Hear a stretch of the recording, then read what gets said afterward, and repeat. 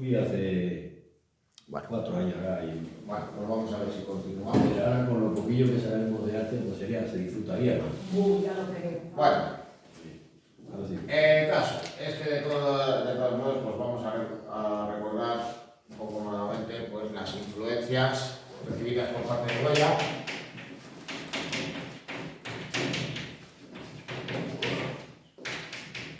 Que ya estuvimos viendo el otro día en clase.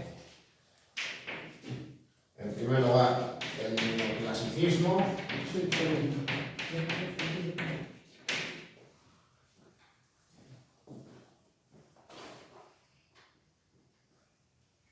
Reconocible, pues sobre todo en sus primeras obras, cuando su estilo se está formando, en buena medida pues, responde al gusto de la época, pero de todos modos, pues muy pronto Goya va a abandonar ese estilo más lineal y las referencias a la antigüedad clásica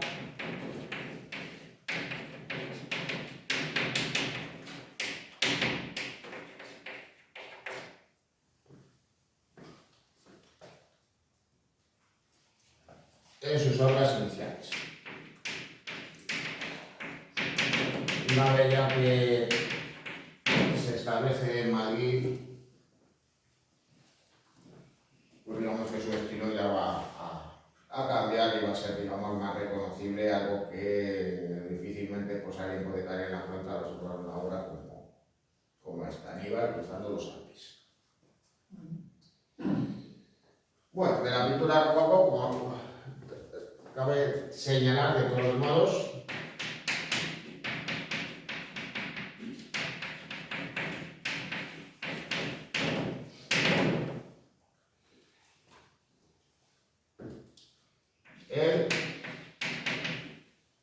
el gusto por los temas costumbristas,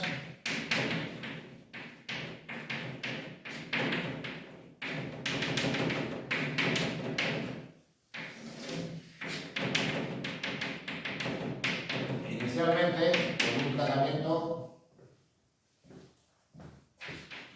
que llamaríamos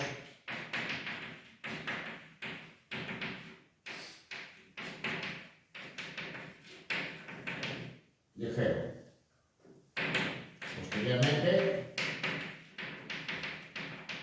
esos temas costumbristas les va a abordar de una manera, digamos, diferente. Los va a abordar con una visión sensibilista.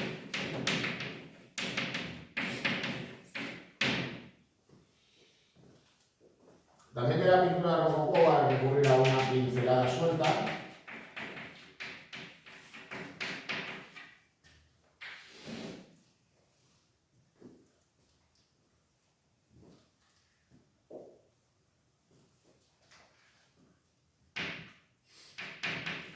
recurriendo a tonos apastelados,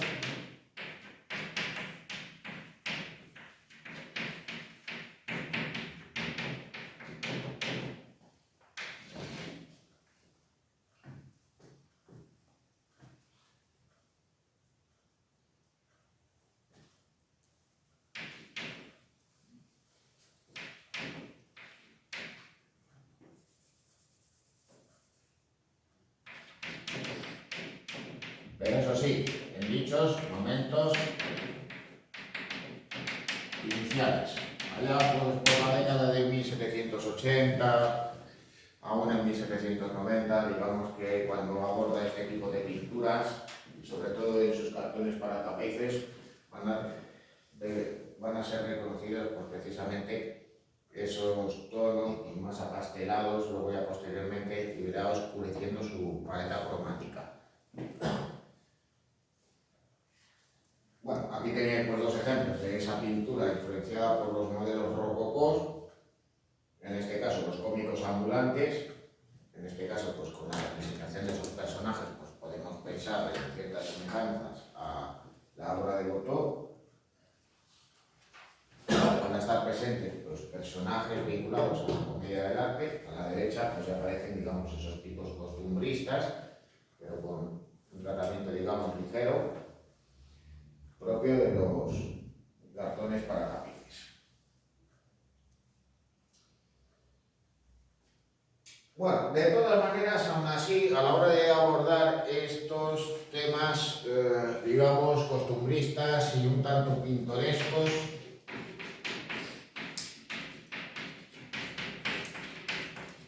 a la hora que tiene Goya de abordarlos, digamos, que guardaría en relación, digamos, con un gusto romántico. De ahí que en muchas ocasiones pues, represente escenas vinculadas a la tauromaquia, como veis aquí, corrida de toros en una plaza partida.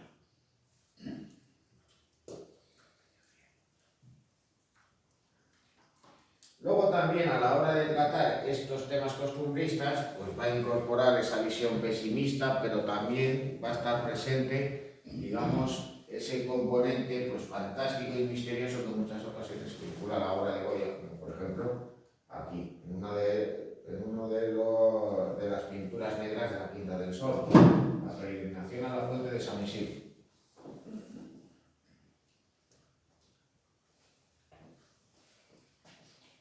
Bueno,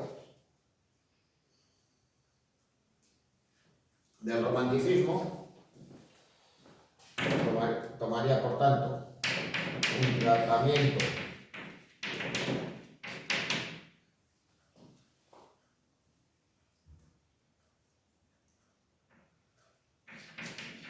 de la pintura de género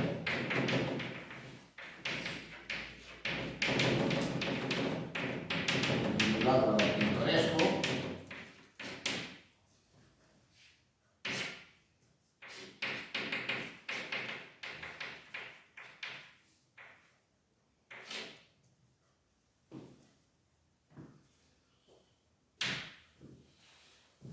así como el interés por la violencia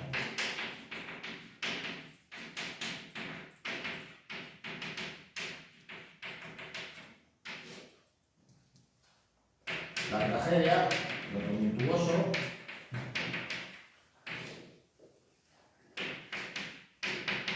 y lo esotérico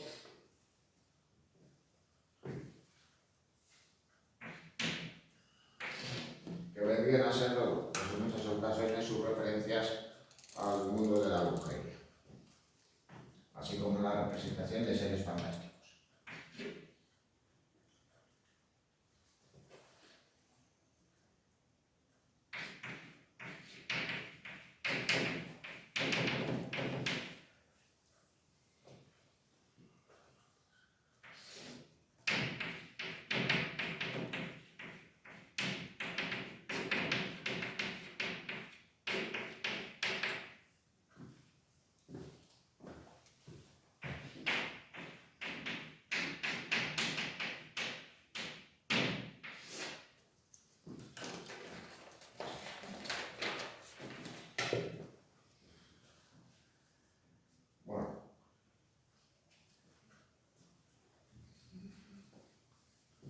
También de todos modos va a estar interesado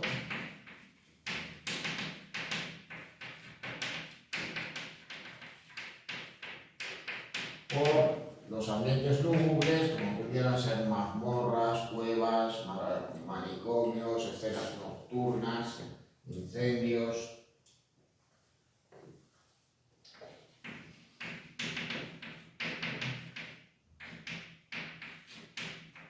Algo muy propio de la sensibilidad romántica. Y luego también la representación de temas vinculados a obras literarias.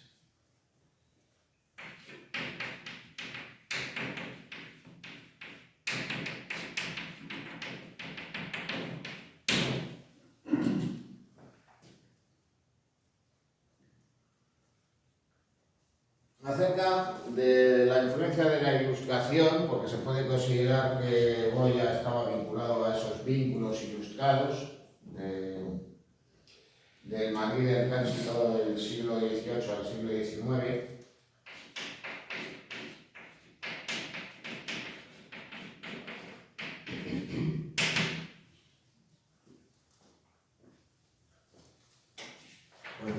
represente la sátira y la denuncia contra los abusos a los más desfavorecidos.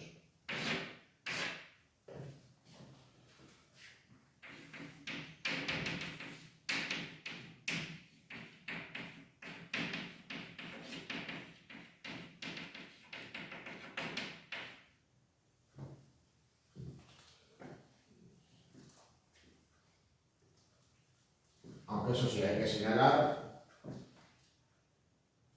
que Goya,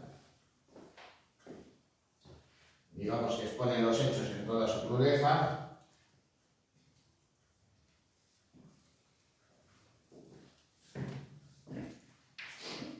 con lo cual evita, digamos, enfatizar y moralizar.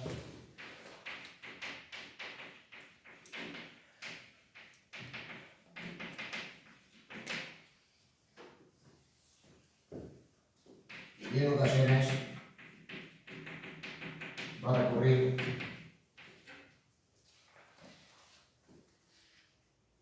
a alegorías de difícil interpretación.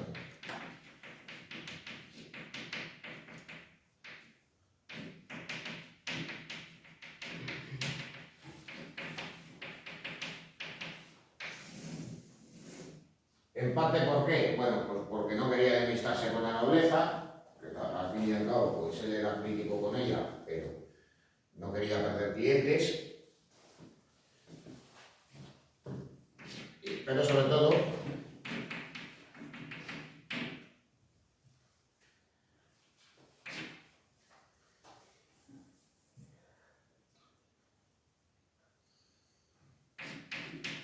lo que quería era evitar la acción de la Inquisición por sus críticas a la Iglesia.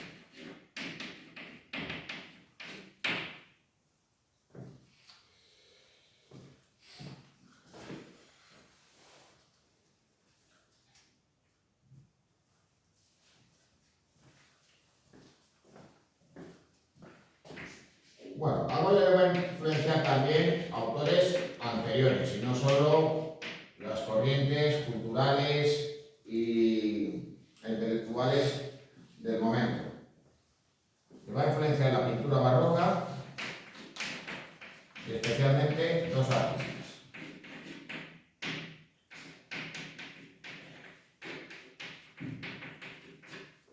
Por un lado, Rembrandt.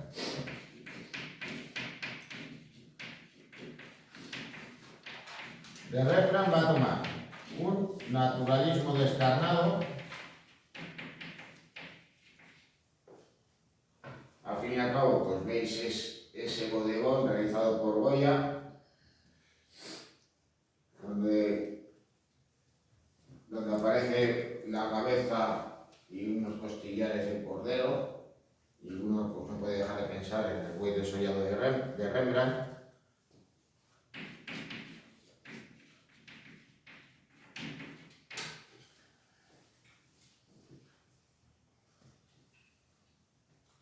Lo cual también le conduce a buscar la expresividad en las figuras. Pero por otro lado también va a tomar otra cosa de él. Se va a interesar por representar atmósferas irreales e íntimas.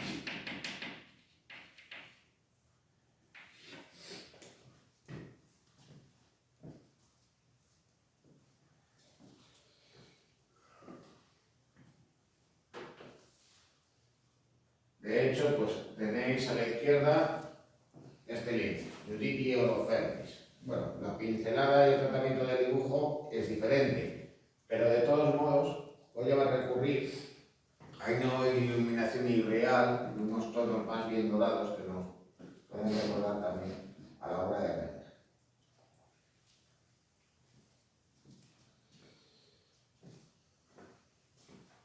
Bueno, del autor holandés va a tomar la técnica del agua fuerte para realizar grabados y la pintura empleada con una pincelada suelta. Pero claro, ¿qué otro pintor que influye en Goya utiliza esa técnica de la pincelada suelta y que es decisivo en su obra? Pues Velázquez.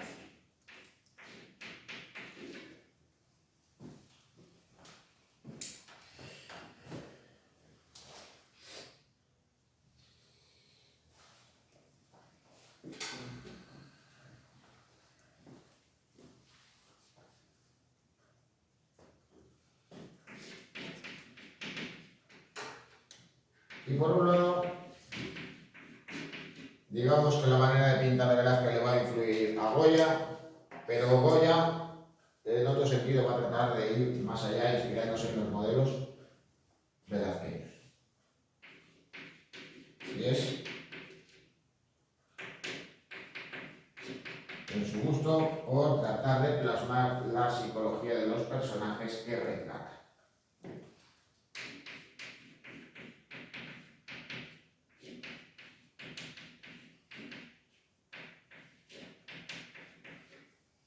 Hay que tener en cuenta que también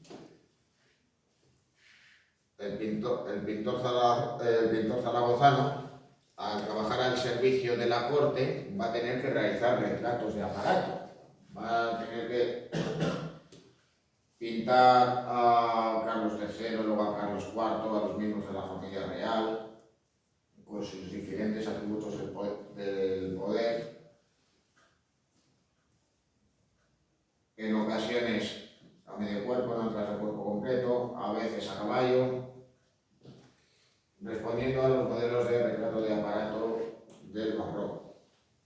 Pero en otras ocasiones digamos que Goya va a tener más libertad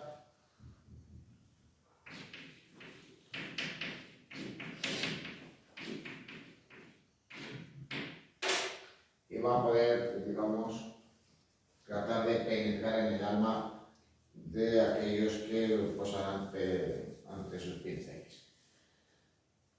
Bueno, tenéis aquí esta obra, retrato de un arrochista, que en cierto modo pues, nos puede recordar también al retrato ecuestre de Velázquez que pintó de Felipe IV.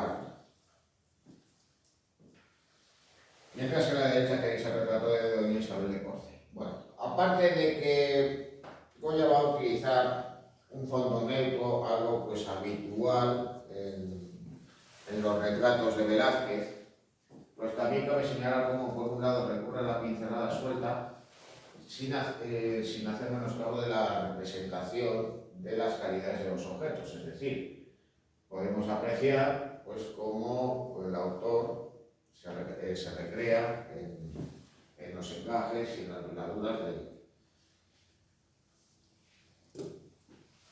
de la toquilla que lleva doña Isabel de Porce. Pero por otro lado también trata de plasmar la personalidad de la retratada en la propia postura que ella tiene, con la cabeza erguida, los brazos apoyados en jarra, etc.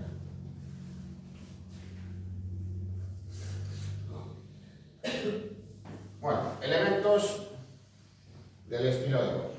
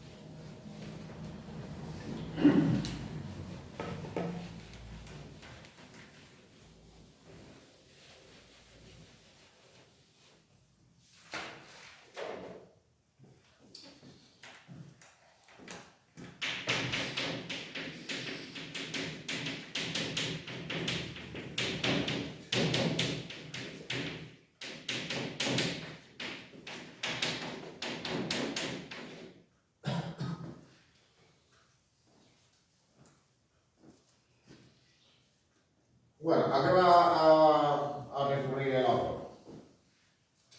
Bueno, pues en primer lugar pese a esas primeras obras iniciales de estética más bien neoclásica, voy a recurrir a las pinceladas que responden pues inicialmente al gusto de la pintura rococó y a la influencia de los modelos barrocos que sobre todo él va a conocer en la corte.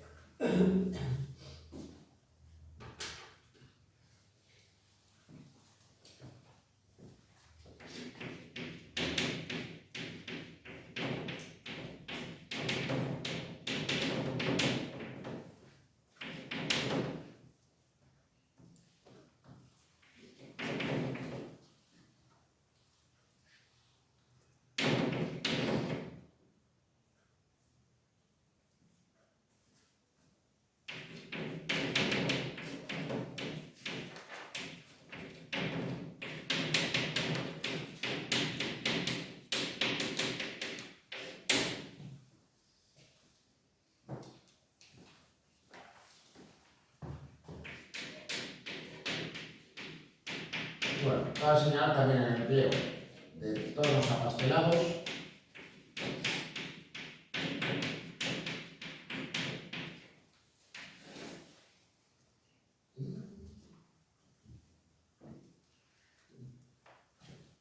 Que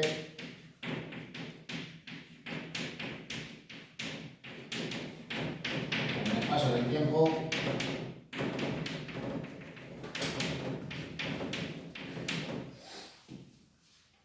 darán paso a un colorido más oscuro. Los tonos ocres van a predominar.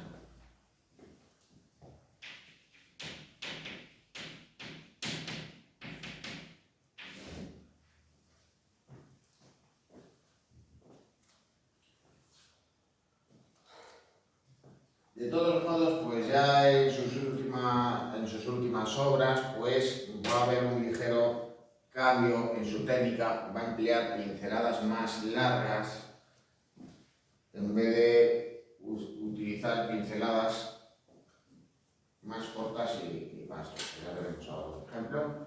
Bueno,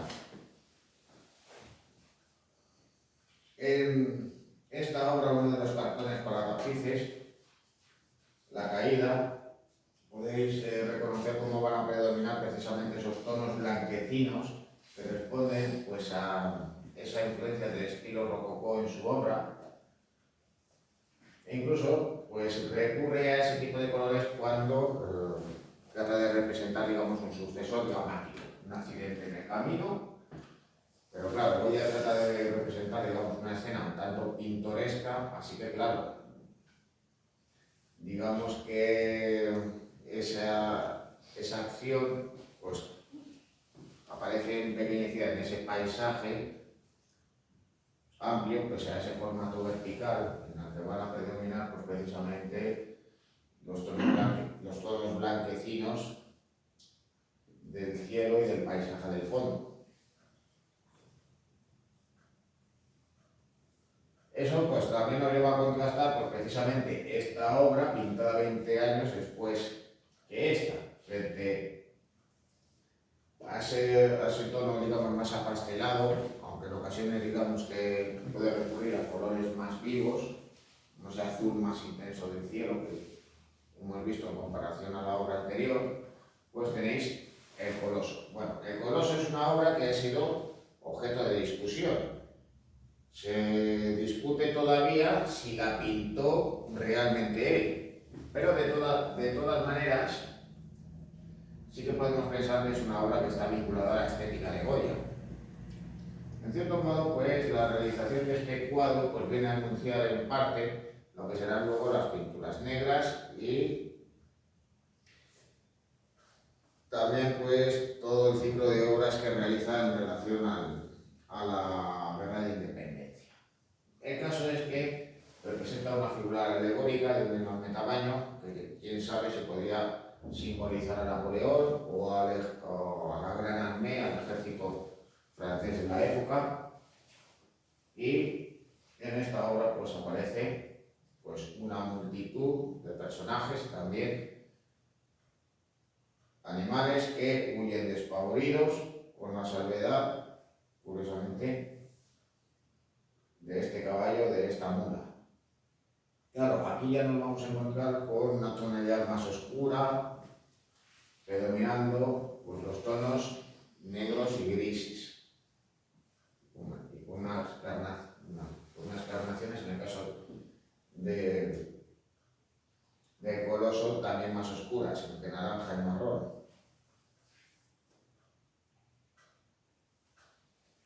Bueno, ese colorido más oscuro es reconocible en estas obras, donde también, estas dos obras, donde reconocemos también esa pincelada suelta, pastosa.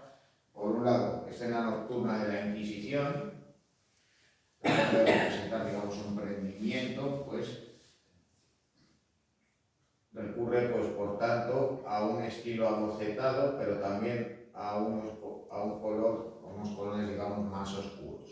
Los negros, los ocres, los grises están presentes en la obra. Aunque de todos modos también hay que señalar una cosa, y es que para evitarse problemas con la Inquisición, él pinta una obra crítica con ella, pero ambientándola en otra época. Es decir, los personajes aparecen vestidos a la manera del siglo XVI.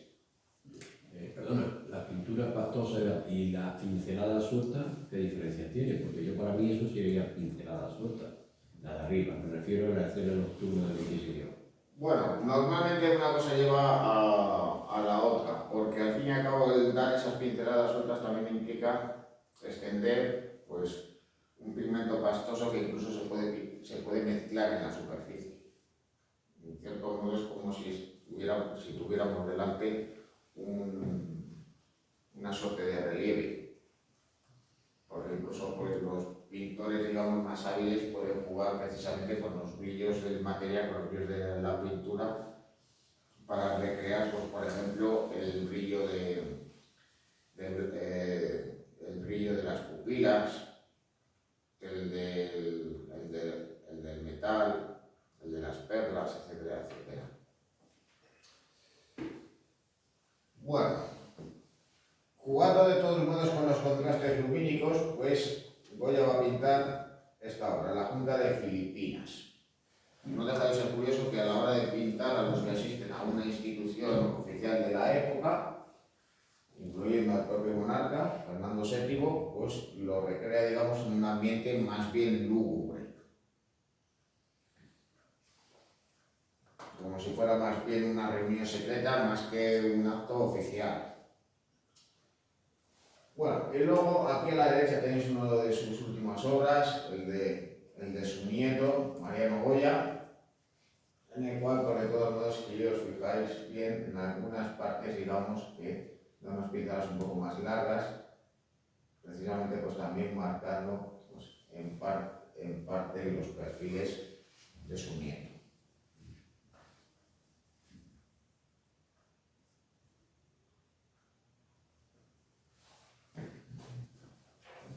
Bueno, pues luego otro aspecto que hay que señalar es que según avanza en su estilo,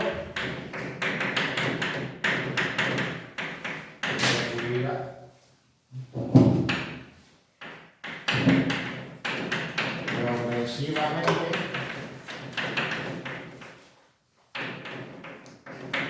a una deformación expresiva.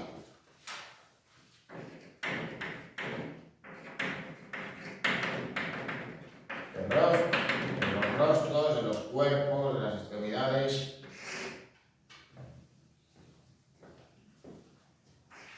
Y esto le lleva,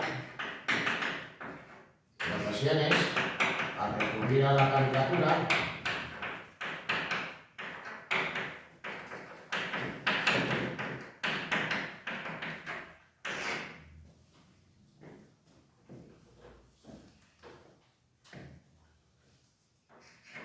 y a la representación de seres fantásticos.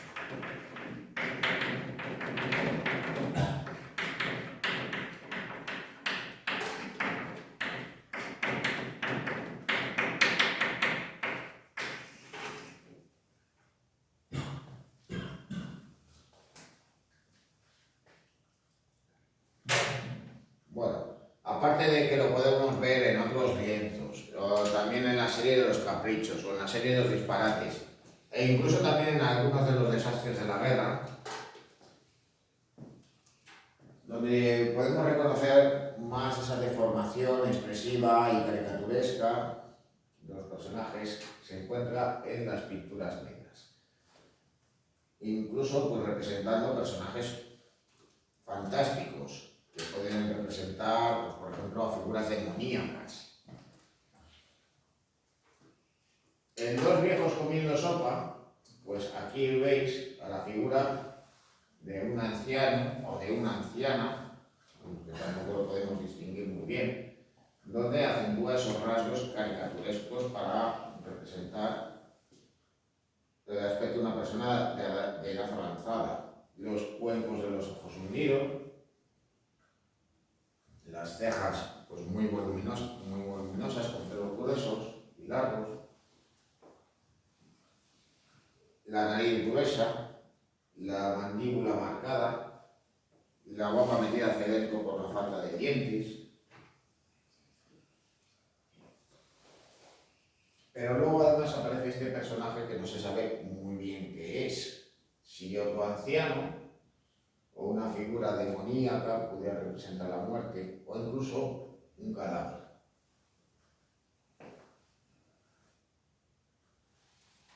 Ese interés por la caricatura, pues evidentemente está presente en otras obras, incluso pues también en este retrato, el tío Paquete, que en cierto modo pues, nos puede recordar también a las representaciones de tipos populares que hay en la pintura holandesa, como autores como el propio Rembrandt van a tomar a personajes de la calle y les van a retratar, les van a representar con un gesto, digamos, expresivo.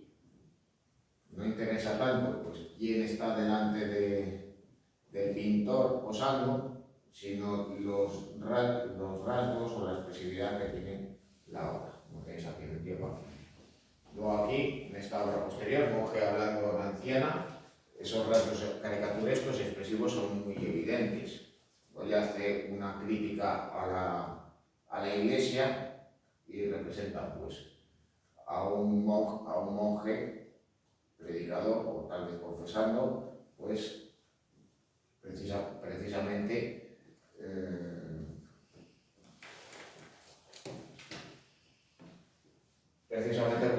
buscando atemorizar a esta mujer, que aparece con esa expresión espantada. Y al fin y al cabo, pues los ilustrados eran críticos con la iglesia porque consideraban que alentaban mediante la propagación de falsas creencias y supersticiones, precisamente la ignorancia de la población, sobre todo entre las clases populares. Bueno, otro aspecto presente en la obra de Goya es que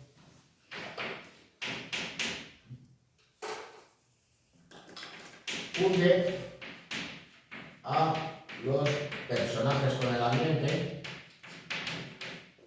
es decir, las figuras, digamos, que se difuminan, se envuelven, se convierten en una forma un tanto informe y reconocible.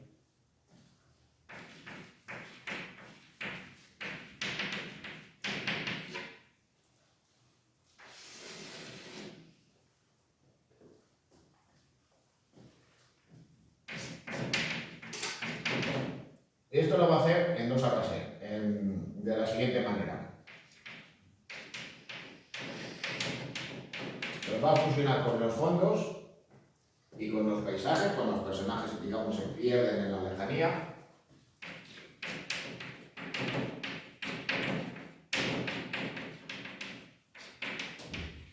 Pero también en escenas de multitudes. Hola, buenas tardes.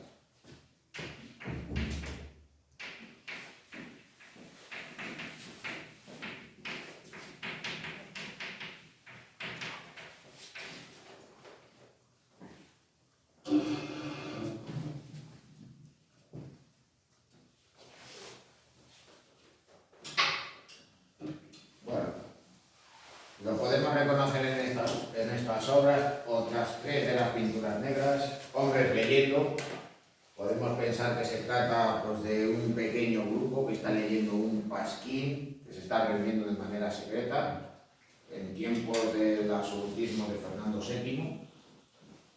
Dos viejos, esto nos puede recordar a la obra anterior, porque aparece esta otra figura que puede parecernos pues, incluso un ser demoníaco,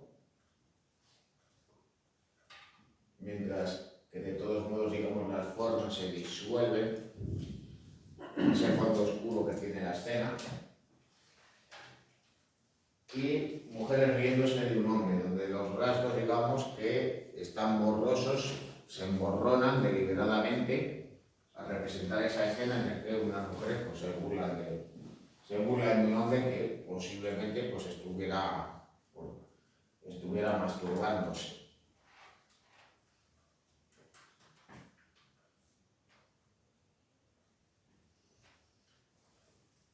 Bueno, como ejemplo de cómo las figuras, digamos, se fusionan en el ambiente, perdiéndose en la lejanía, pero también a la hora de representar una multitud, tenéis esta obra, Procesión de Disciplinantes. Al representar esta pintura de género, donde representa una procesión de la época, donde están precisamente estos penitentes flagelándose, cumpliendo una penitencia, pues vemos cómo hay una masa informe de personajes que se fusionan unos con los otros. Goya no pretende, por tanto, realizar un retrato de grupo,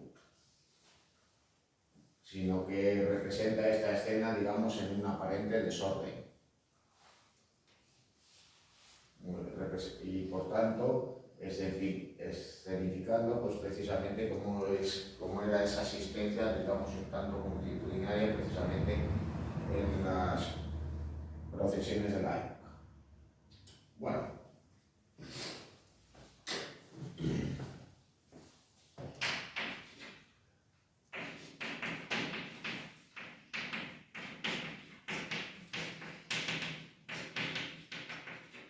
además de la pintura al óleo, ¿qué técnicas emplea Goya? Pues lo cierto es que el pintor no solo nos dejó pues una cantidad de obras enorme, sino que además pues estas presentan una gran variedad.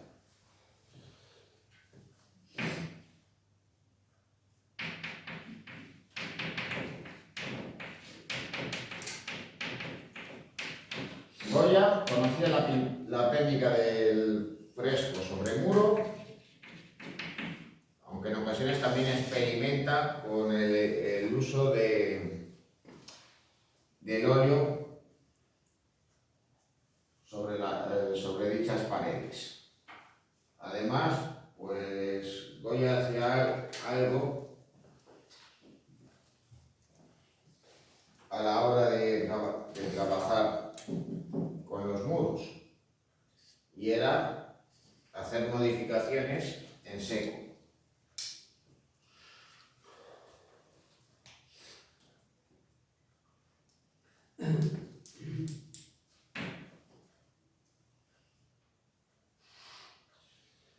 También va a realizar grabados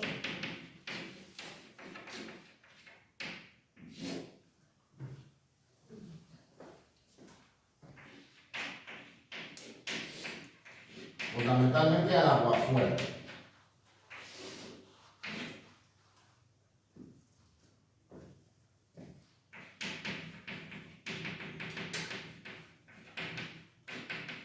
Combinándolo también con la paquita.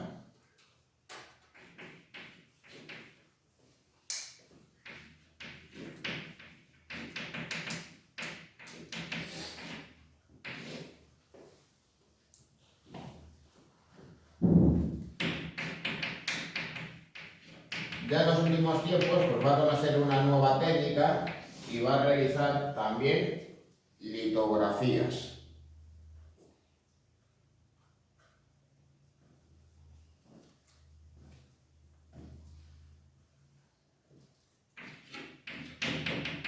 Y luego también, pues, y en esto digamos que que se diferencia de Velázquez, el cual pues apenas nos ha dejado pues dibujos y estudios previos, pues Goya también nos ha dejado pues un importante número de dibujos.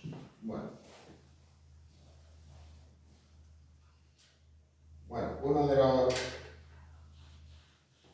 uno de sus dibujos, digamos, más conocidos y ya una de sus últimas obras, de cierto modo, pues iba a servir para realizar una litografía, es esta obra, Aún aprendo. No he puesto una rata aquí, es que él lo escribió así. Y de todos modos, pues no deja de ser, digamos, una suerte de alegoría de sí mismo. En Burdeos recuperó, pues en parte, la vitalidad y el optimismo, bueno, toda la vitalidad que una persona puede ganar con 80 años de la época.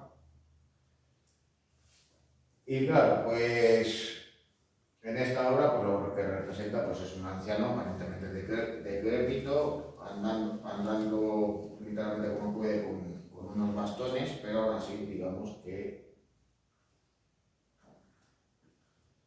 manifestando digamos esos deseos, esa vitalidad, mirando pues un tanto desafiante al frente.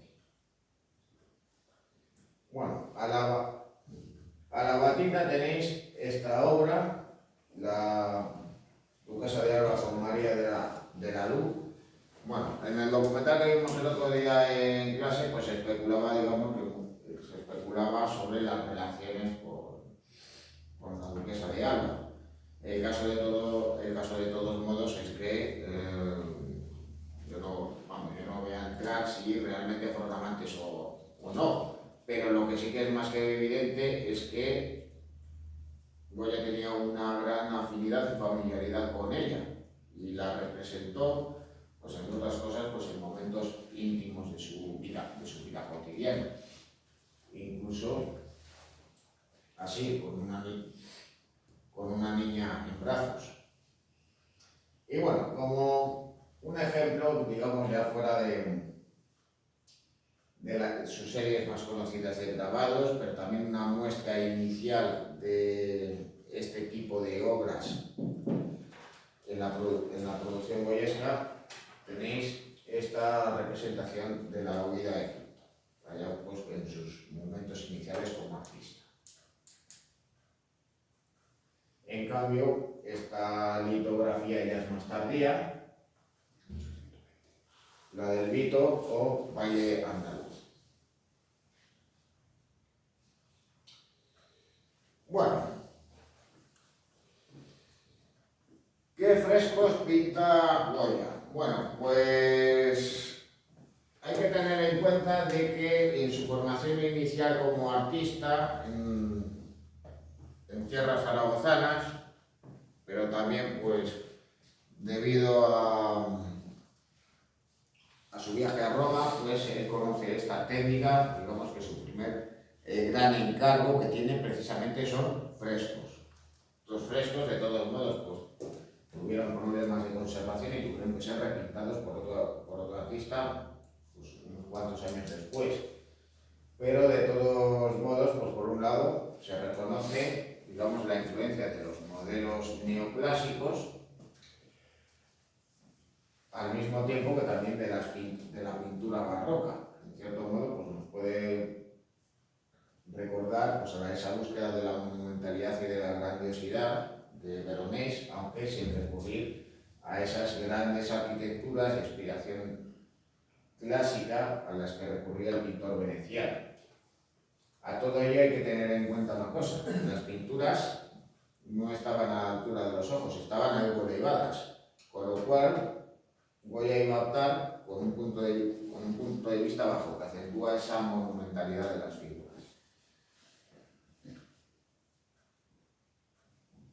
Bueno, frente a esa muestra, digamos, inicial, también nos encontramos con los frescos que va a pintar en la Basílica del Pilar de Zaragoza. Estos ya se encontraban en una altura mayor y Goya se va a inspirar precisamente en los modelos del barroco exaltado. Va a recurrir pues, a unos colores que buscan dotar de luminosidad a los frescos, pero por otro lado también pues va a emplear, digamos, un aspecto abocetado para poder apreciar mejor las pinturas desde el suelo. Claro, cuando él estaba realizando la obra, los miembros del Cabildo expresaron su descontento porque consideraban que el artista no se estaba esforzando lo suficiente. Pero lo cierto es que, al fin y al cabo, lo que hacía era seguir las enseñanzas de otros pintores del pasado, incluido también el mismísimo Miguel Ángel. Bueno, aquí tenéis la adoración del nombre de Dios en una de las bóvedas y en una de las cúpulas su representación de la Reina de los Mártires. Aquí en detalle pues ya veis la imagen de la Virgen en esta obra, pues que nos pueden recordar a esas glorias de las iglesias que se pintaron en los siglos XVII y XVIII.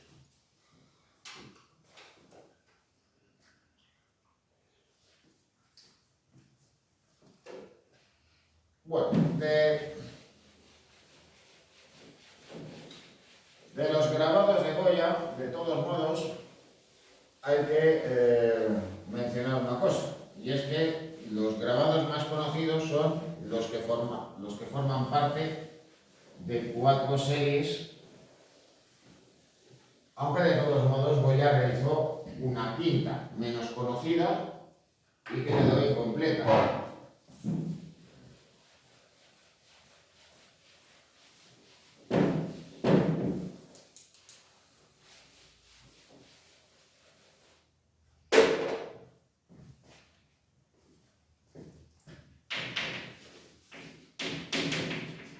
Series de grabados. Bueno, pues el primero vamos a hablar de la última de ellas, los toros de Burdeos.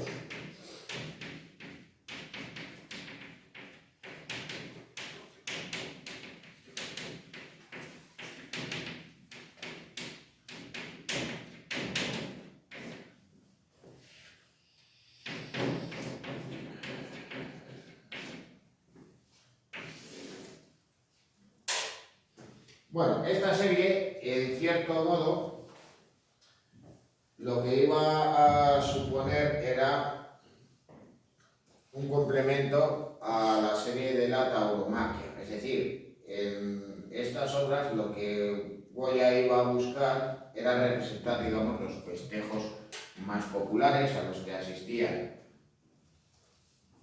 pues decenas, centenares de personas en localidades más pequeñas y en donde, digamos, que las normas estaban menos regladas y, por tanto, digamos que la violencia y la brutalidad estaban más presentes.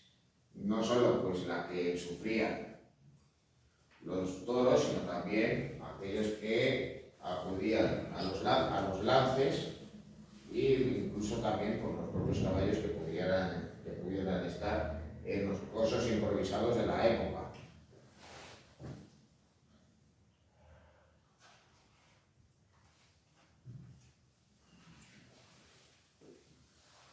Bueno, con ello, pues también pues en estas obras, pues ¿qué nos vamos a encontrar? Pues con plazas partidas, donde digamos la gente se arremolina, donde digamos pues si está presente pues un toro o un novillo, pues tratan de escapar o de protegerse unos con los otros. También de todos modos podéis observar, pues, por ejemplo, que como está un caballo tendido, pues más que probablemente herido, como hay personas que se refugian a este lado, tratando de evitar pues precisamente pues el ataque de un toro, pero también digamos que asistiendo expectantes.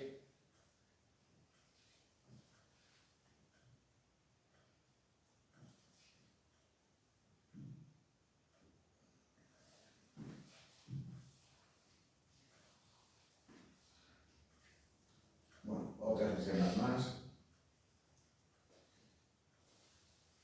Aquí pues podéis ver cómo alancean un toro por parte de varias personas.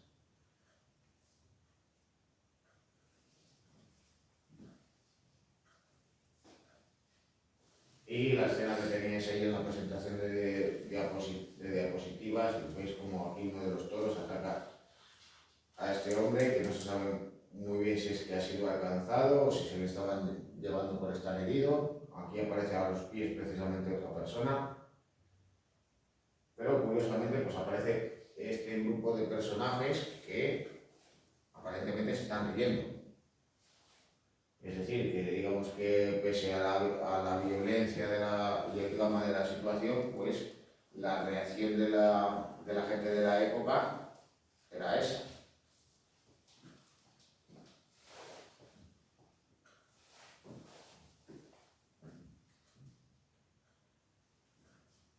Esto ya lo hemos visto.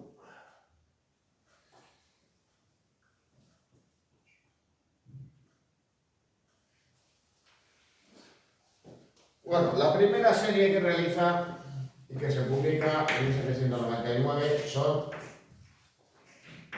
Los Caprichos. Digamos que son las obras donde la influencia de la ilustración es más reconocida.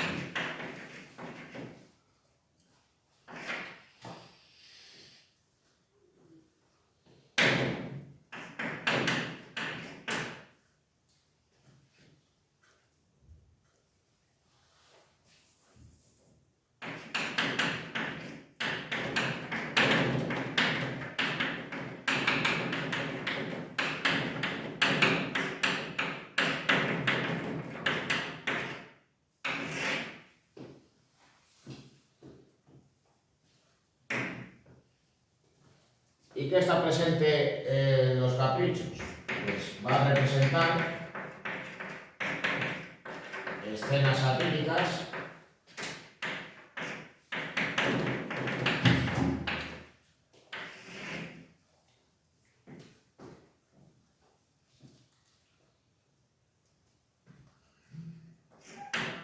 que van a ser críticas con la sociedad de la época,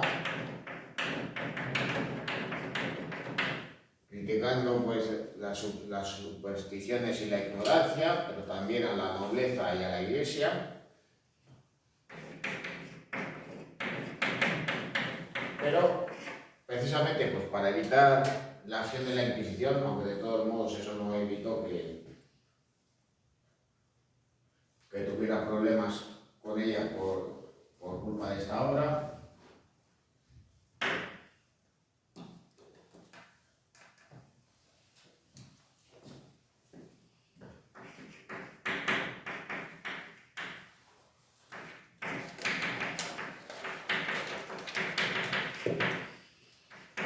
Va a recurrir a alegorías de difícil interpretación.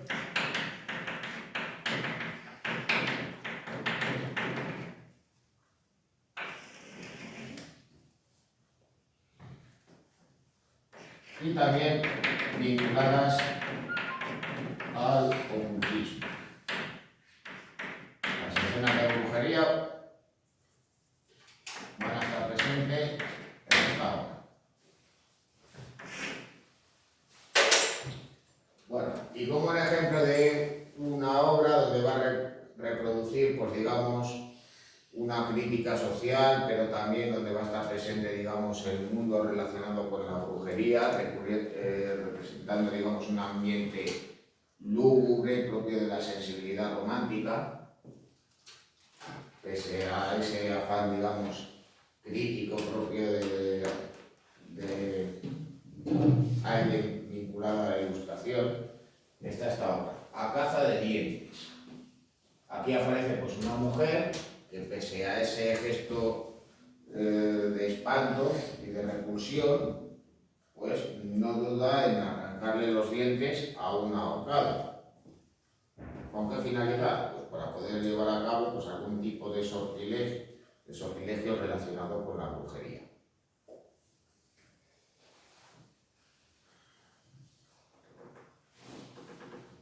Bueno, ahora pues a continuación pues vamos a ver algunas buena parte de las obras de esta serie de grabados. Aquí tenéis el Sí pronuncian y La mano larga en el primero que llega, donde aparece pues esta joven con un antifaz, por detrás tiene unas alcahuetas, y en cierto modo pues lo que representa, digamos, es una suerte de ofrecimiento de una mujer que está ejerciendo la prostitución. Pero también, digamos, es una crítica a los matrimonios concertados, como literalmente pues se ofrecen a las mujeres pues poco más o menos que al primero que llega o al que ofrece más por la dote.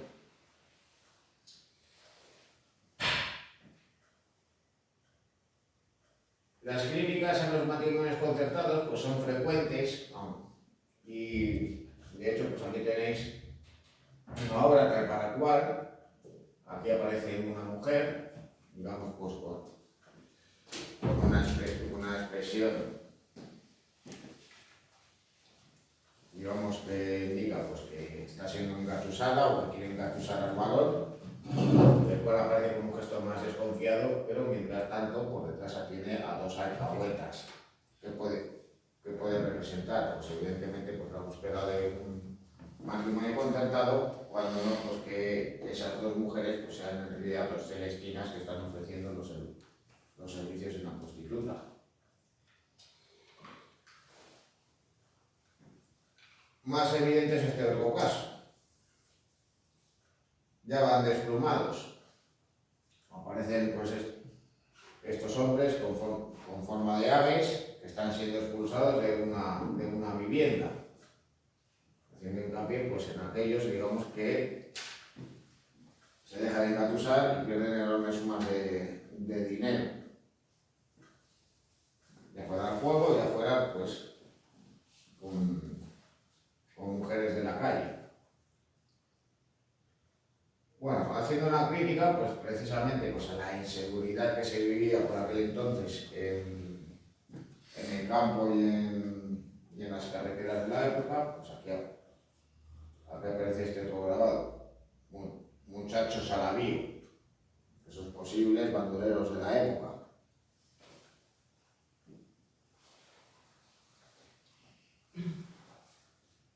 Y aquí se la llevaron, pues ¿qué es lo que representa? Pues una escena de rapto, una posible violación de una mujer o una persona pues secuestrada contra su voluntad.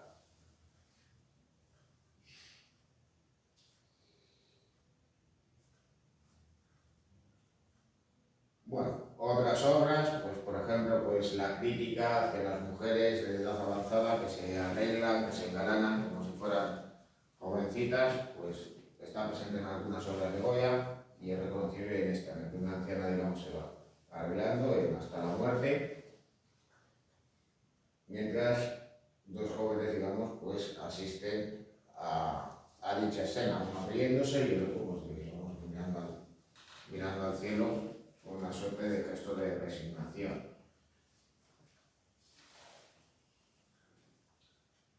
En roba por ella, por el contrario, lo que aparece es una joven que se está engalanando junto a una alcahueta, que nos da a entender pues, que esta mujer pues, ejerce la prostitución. Lo de roba por ella, pues claro, intenta jugar, digamos, también con un doble sentido. O bien que recen por su alma, o bien pues haciendo reclamo, digamos, de sus servicios. Bueno, acerca de las críticas hacia la Iglesia, pues están presentes en estas dos obras. ¿Por qué esconderlos? Pues lo que plasma es cómo la Iglesia trata de acaparar riquezas y cómo no ejerce la caridad con las mismas. Nadie nos ha visto, por el contrario, lo que representa es a unos frailes emborrachándose. Y bueno, y en esta, hasta su abuelo, bueno, hasta Sinache,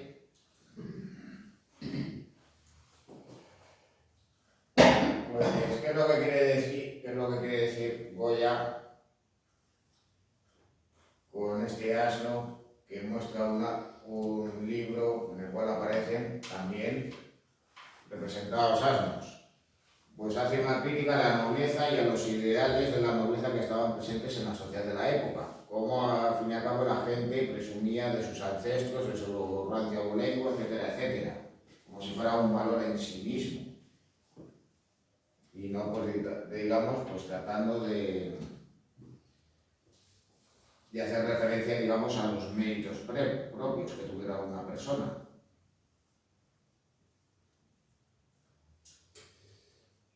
Bueno, esas escenas, digamos, fantasmagóricas, donde están presentes elementos fantásticos y que son de difícil interpretación, pues son reconocibles en estas obras. Aquí en ensayos, pues veis una escena de brujería, donde está presente además un macho cabrío. No hay quien los desate, pues ¿a qué puede hacer referencia? Pues a los matrimonios concertados, el hecho de que a la gente, digamos, se les obligue a estar casados contra su voluntad, pero de todas maneras aquí aparece una suerte de lechuza gigantesca que, digamos, pues ya nos hace pensar en el posible significado de la obra. Sobre los miedos irracionales y las falsas creencias de la población está presente esta obra. Lo que puede un sastre.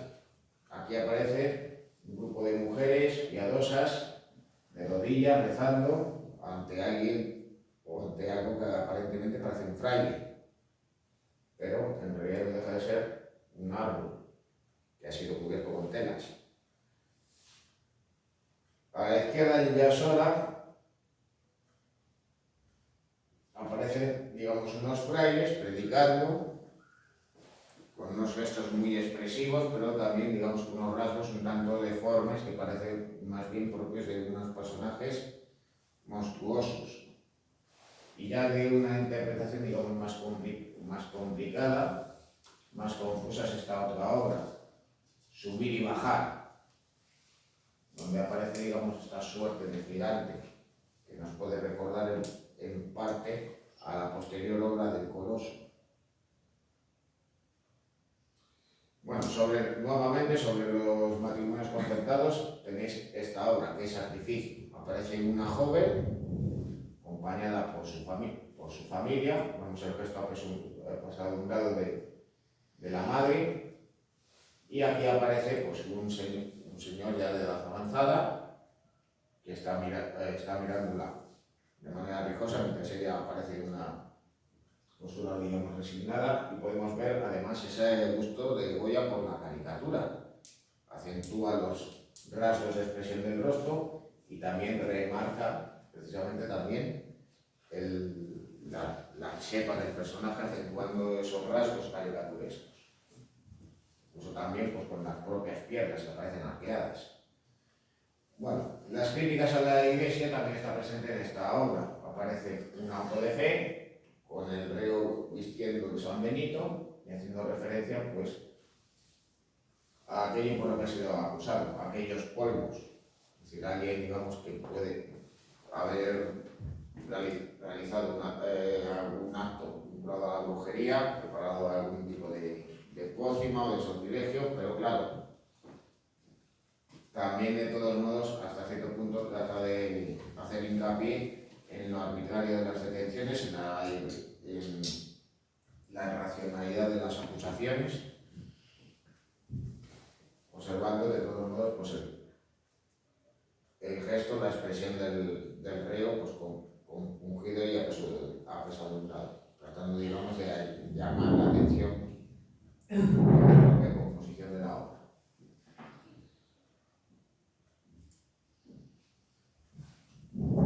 Bueno, vinculadas también a estas escenas de brujería estaría esta obra, Bonoverus, la pieza, digamos, de difícil interpretación, donde aparece esta mujer volando, supuestamente sobre unas brujas,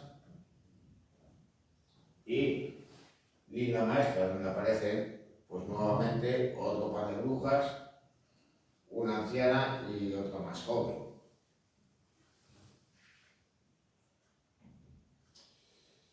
Bueno, de los desastres de la guerra.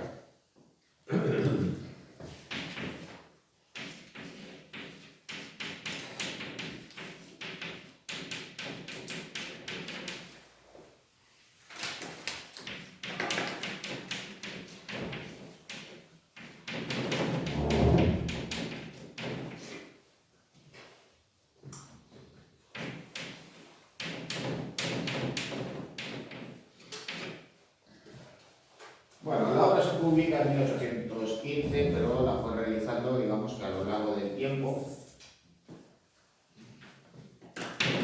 Y en ella va a abordar la guerra de independencia,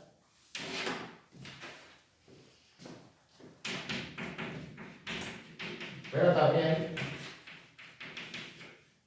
los últimos grabados de esta serie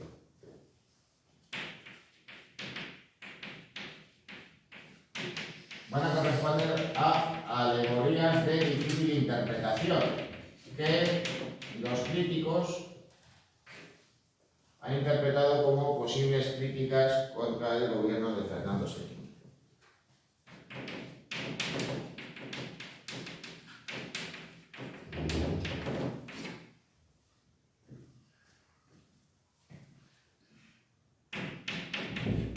En la obra cabe señalar cómo representa la violencia de manera descarnada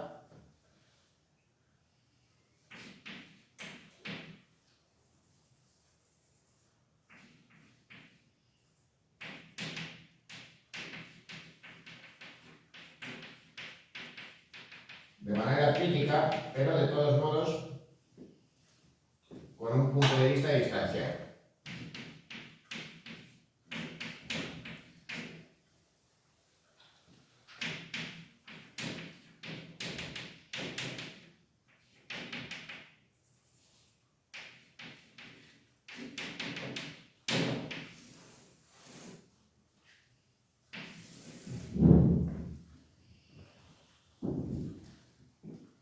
Es decir, a Goya lo que le interesa es el drama y los efectos de la guerra,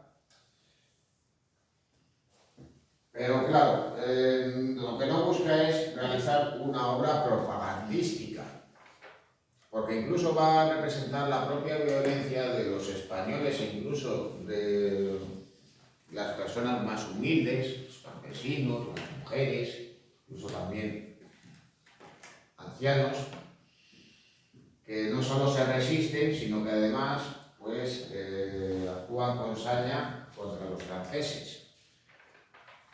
Pero claro, eso no le impide a Goya, de todas maneras, pues representar muertes, mutilaciones, torturas, ejecuciones, violaciones y saqueos. Solamente digamos que hará una salvedad en el conjunto de esta obra, que será la hora de hacer mención a Agustina de Aragón, precisamente pues mostrándola como artillera. Bueno, la obra de todos modos pues se inicia con esta representación de un hombre desválido implorando al cielo, que en cierto modo pues puede representar a alguien pues, que está teniendo una visión de los acontecimientos futuros, como si fuera una suerte de eremita o de adivino, en tristes premoniciones de lo que ha de acontecer. Bueno, sobre esas obras alegóricas de difícil interpretación y que vienen a cerrar la serie, pues tenéis esta obra, contra el bien general. Aparece este personaje monstruoso, como si fuera, digamos, una suerte de demonio, mitad persona, mitad murciélago, que está escribiendo. La obra se llama Contra el bien general. Podemos pensar que es alguien que está escribiendo, digamos, una lista negra contra personas a las que hay que represaliar. Es decir, aquellos que fueron perseguidos a la llegada de Fernando VII, o más bien al retorno de Fernando VII al trono, que eran acusados de afrancesados, fuese eso o no cierto.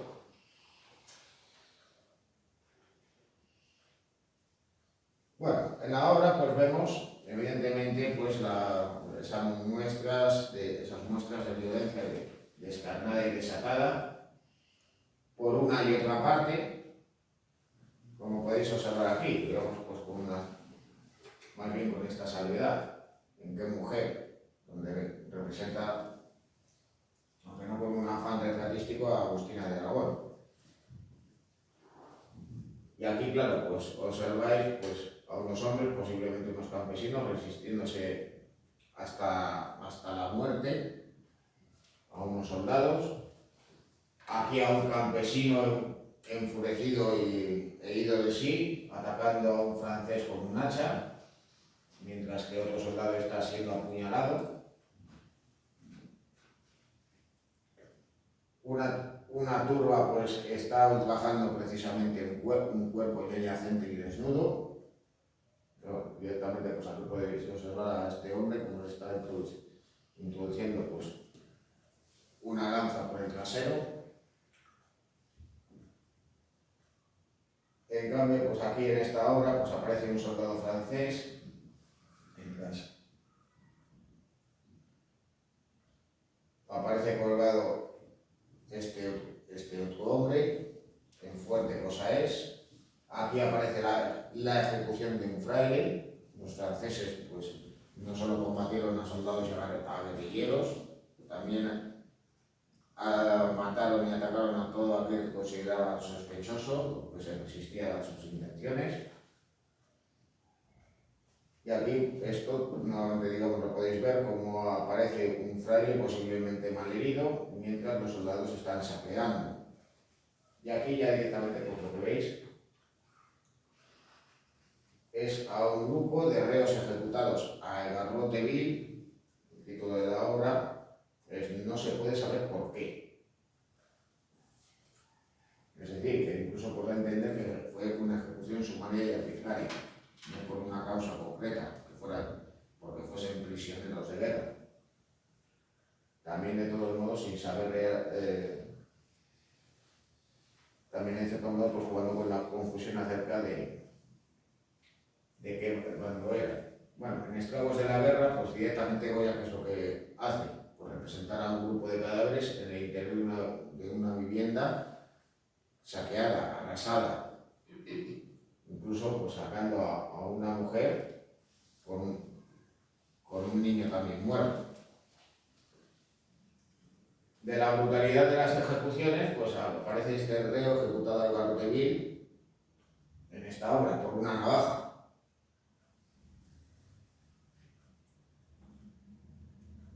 Sobre el ejercicio de la violencia, también pues con el asalto sexual a las mujeres, pues está presente esta obra. No quieren, en el que este soldado francés está a punto de ser atacado por la espalda por una anciana.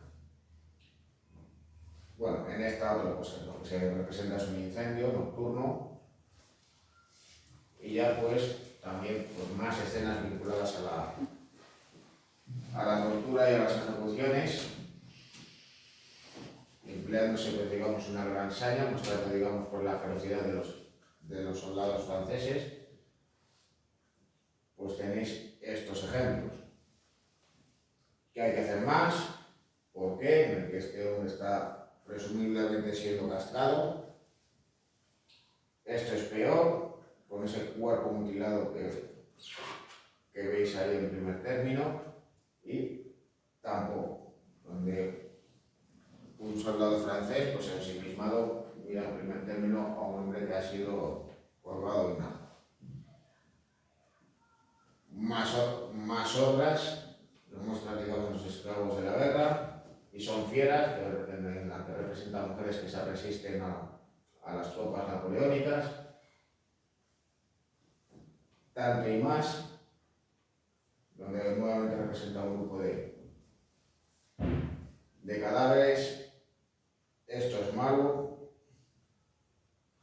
donde precisamente el que es asesinado con un sable, con una espada, es un fraile, y yo lo vi, donde Goya lo que da a entender es que asistió precisamente la huida de estos civiles, posiblemente pues, por el asalto, por el ataque de unas tropas.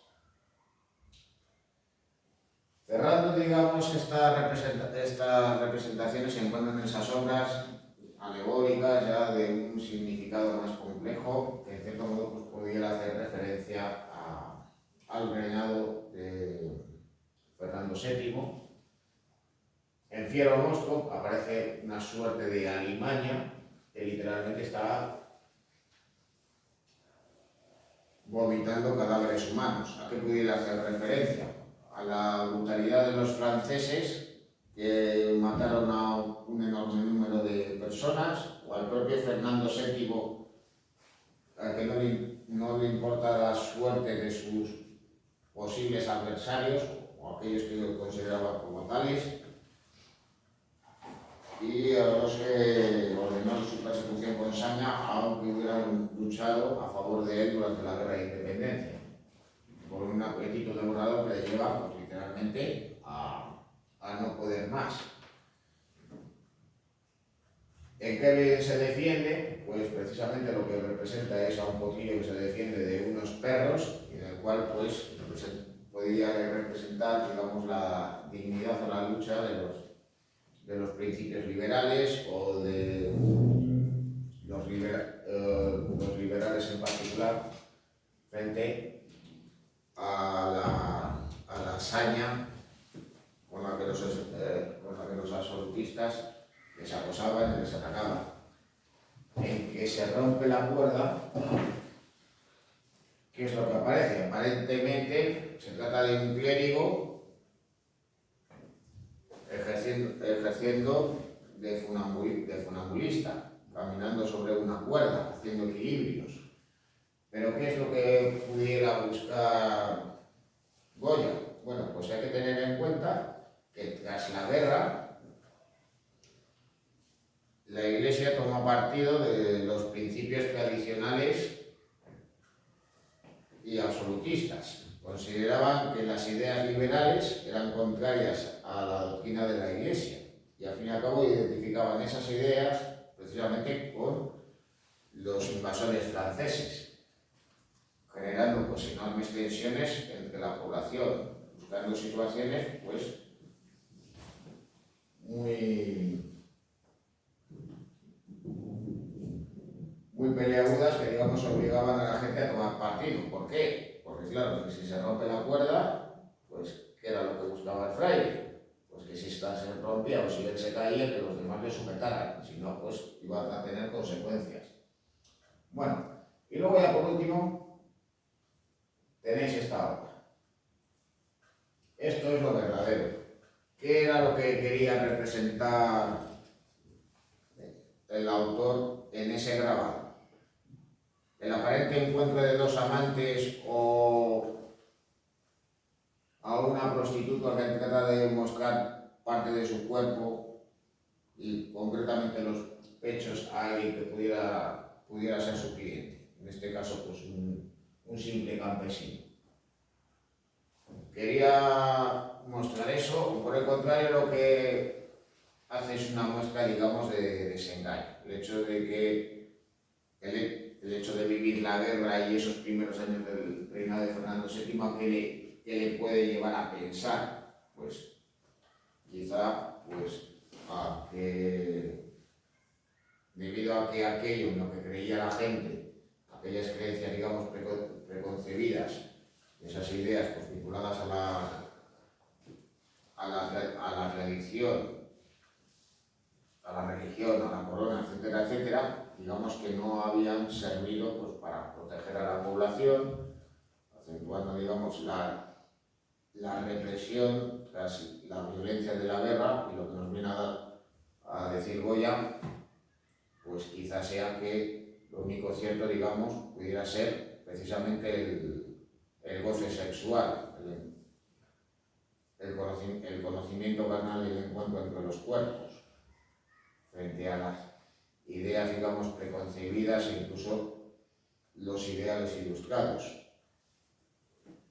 Es decir, que nos viene a entender que frente a las creencias y las ideas, pues quizá lo único en lo que la gente, digamos, se pueda aferrar o pueda encontrar sea precisamente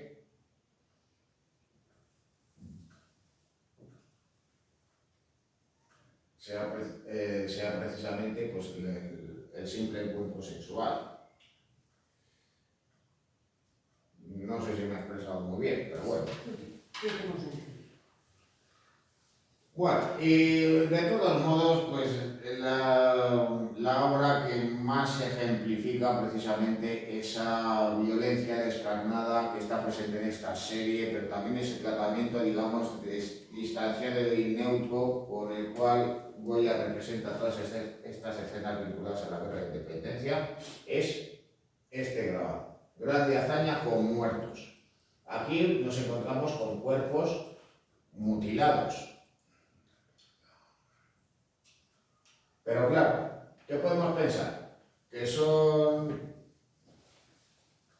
soldados, guerrilleros o simples campesinos españoles o por el contrario, soldados franceses? La verdad es que podemos especular con ello y Goya juega, digamos, con esa ambigüedad. A él lo que le interesa es representar las consecuencias de la guerra, esa violencia extrema que lleva pues, incluso a torturar, a asesinar y a mutilar los cadáveres. Al fin y al cabo, pues veis ahí cuerpos castrados, con los miembros cortados y decapitados. No sé exactamente en qué orden, no se sabe exactamente en qué orden.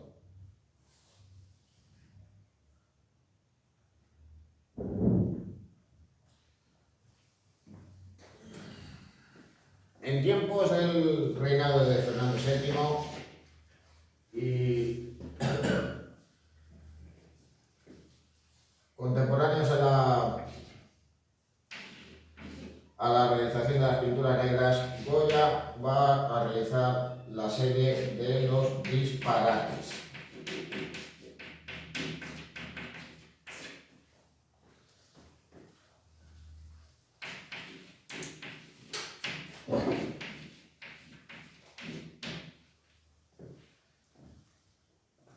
Se puede considerar los disparates como una suerte de continuación de los caprichos.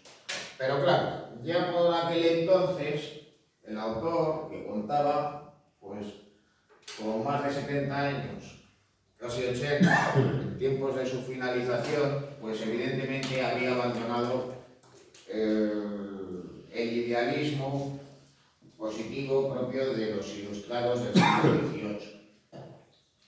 Por otro lado, también en esta obra hay un tratamiento más fantástico, más irreal de las representaciones.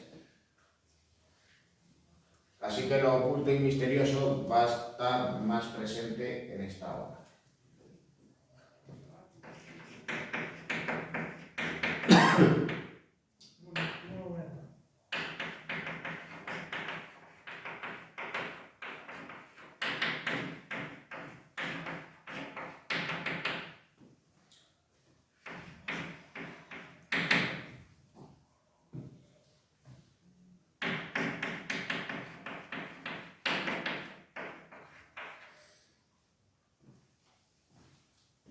Presenta, por tanto, una visión pesimista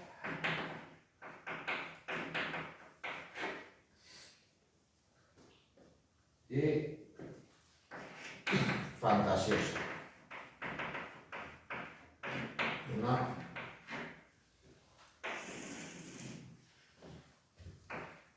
mayor relación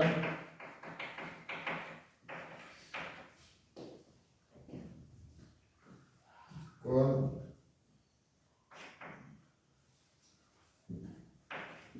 el ocultismo.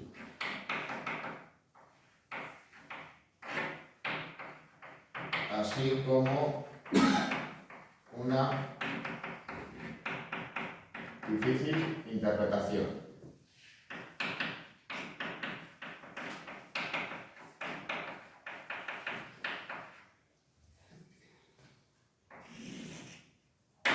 Bueno, pues como una representación, digamos, de lo esotérico y misterioso, pero que en cierto modo nos puede recordar a las series anteriores. Tenéis aquí el disparate del miedo. Aparece un grupo de soldados ante el cual se aparece esta figura, digamos, un tanto fantasmal. En cierto modo, ¿a qué puede recordar? Pues curiosamente revisita una obra anterior que hemos visto en los caprichos, lo que puede un sastre, como unas mujeres arrodilladas pues rezan ante un tronco de árbol ataviado como si fuera un fraile. en este caso, pues estos soldados huyen despavoridos ante esta forma, digamos, un tanto fantasmagórica, que no se sabe bien qué pudiera ser, simbolizarse a un fantasma, a la propia muerte.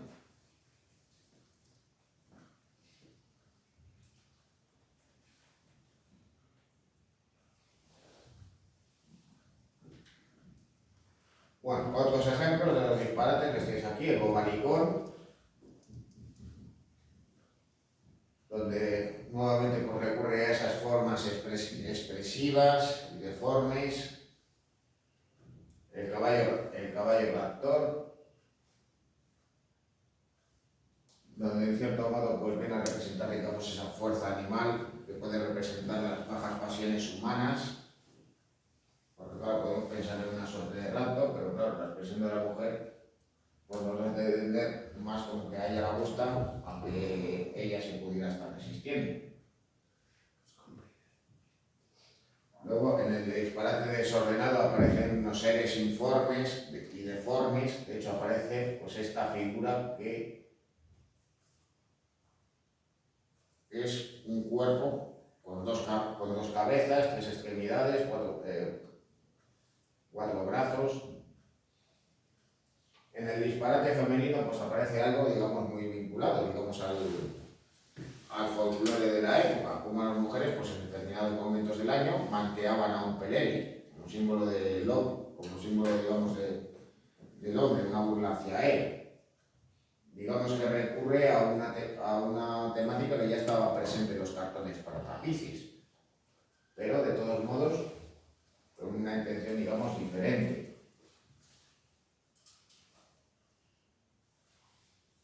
Y con un aspecto, digamos, más irreal. El disparate de toritos o lluvia de toros, claro, aparecen estas reses pues, en una posición, digamos, desordenada, como si literalmente se estuvieran precipitando al vacío.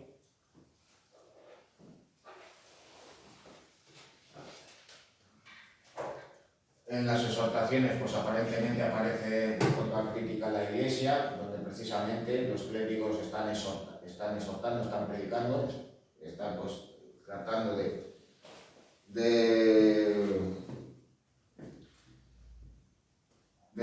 enardecer precisamente a la población, de estimular sus miedos y sus supersticiones. En el disparate alegre pues aparecen estos personajes bailando, como hacen en otras ocasiones en sus representaciones carnavalescas Goya, mientras que luego ya en el disparate cruel, digamos que trata de representar, digamos, una escena de violencia y de tortura, de cómo este personaje, digamos, está amedrentando a estos otros.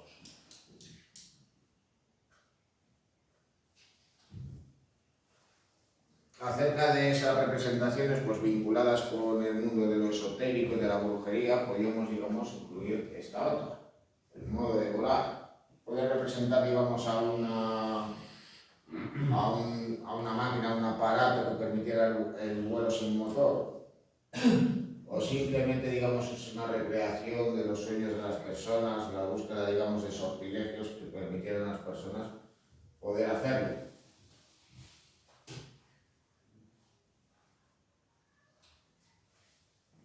Bueno, y luego ya, por último, hoy la serie de la tauromaquia. Bueno.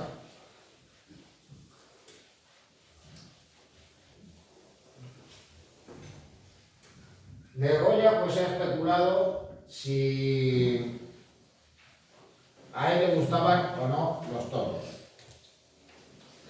Yo de todos los modos lo que sí que es cierto es una cosa. Él más que probablemente asistiese a las corridas. Y de hecho pues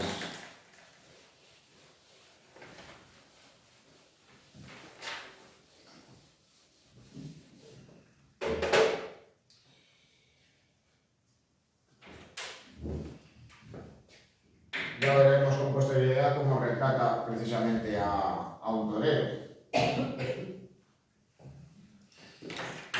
Pero de todos modos, y en buena medida por esas ideas ilustradas que él tenía,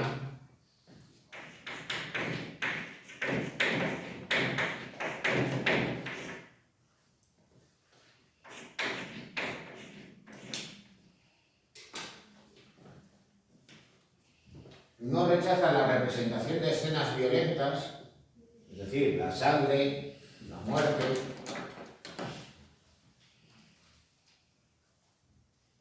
van a estar presentes en esta obra, llevando a cabo un tratamiento distanciado de la misma. Es decir, si Goya lo que pretendía era criticar a la tauromaquia, lo que va a hacer, digamos, si lo va a hacer es, digamos, exponiendo pues la violencia que puede suceder en los espectáculos taurinos, con los toros, pero también lo que sufren los caballos y las personas. Y si a él, digamos, sí que le gustaban, digamos que no va a obviar, digamos, ese aspecto pues violento y trágico que pudieran tener. Aún así, de todos modos, digamos que, por un lado, nos vamos a contar con un carácter, digamos, un tanto documental de la obra. ¿Cómo va a representar diferentes lances taurinos?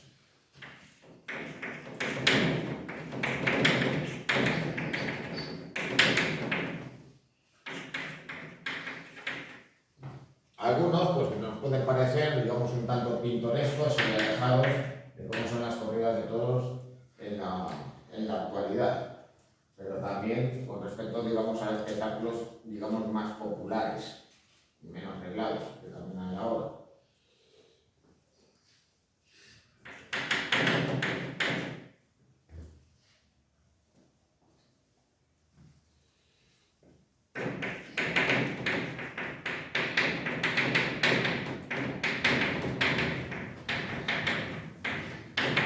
Y luego otro aspecto curioso de esta obra, que quizá pues se pase por alto a la hora de hablar de ella, es cómo ironiza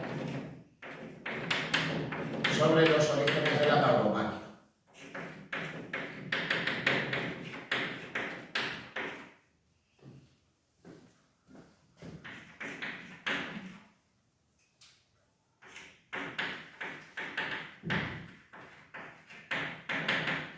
Es decir, señalando pues cómo en la Edad Media pues tenían lugar pues espectáculos taurinos, cómo se toreaba, cómo se lanceaban los toros.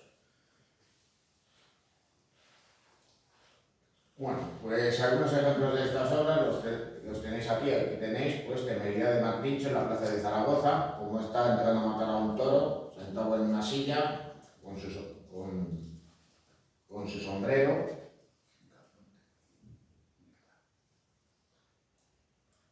Luego también, pues digamos, pues diferentes lances que pudiera haber en ese momento, y que a nosotros pues quizás nos pueda parecer más propios de un espectáculo circense que de una corrida de toros, tal y como pensamos que son ahora. Como veis aquí, aunque también pues otros lances, digamos, pues más reconocibles, como este.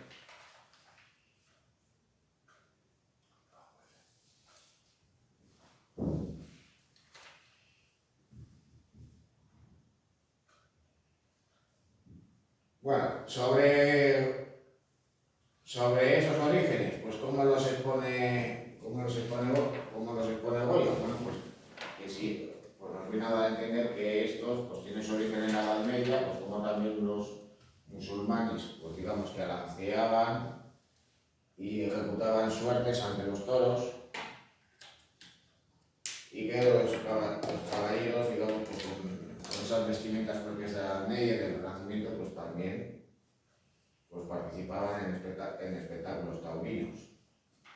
Aquí lo tenéis abajo del todo, el cicampeador lanceando otro toro, como literalmente le asatea.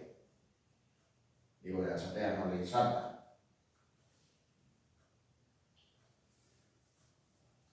Bueno, la violencia también la violencia por tanto está presente, pero también con las personas, al tiempo pues que reproduce diferentes lances, como por ejemplo en esta obra donde representa a Pedro Romero, el torero más famoso de la época, entrando a matar. Mientras que aquí pues, lo que reproduce es la muerte de otro torero, Pepeillo. E incluso pues la violencia de los espectáculos taurinos le conducen a representar pues precisamente el momento en el cual un toro salta al graderío y ataca al público, llegando incluso a matar al alcalde de Torrejón, al cual pues, le veis literalmente así ensaltado por el asta. Bueno, y ya con esto pues terminamos